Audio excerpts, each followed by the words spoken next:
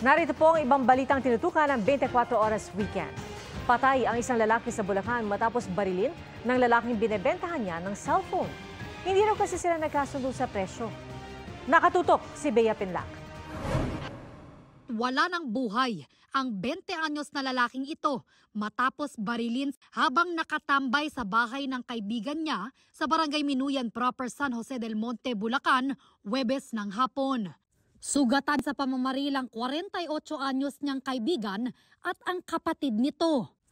Ayon sa pulisya, nakaalitan ng suspect ang kaibigan ng nasawing biktima nang bentahan siya nito ng cellphone. Parang binabarat po ng suspect yung cellphone na gustong bilhin sa biktima.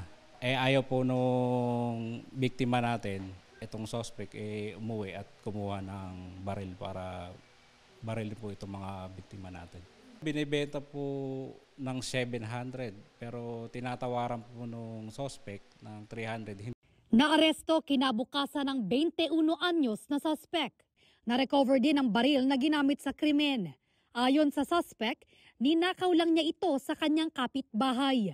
Aminado siya sa pamamaril. Parang bad trip na rin po eh.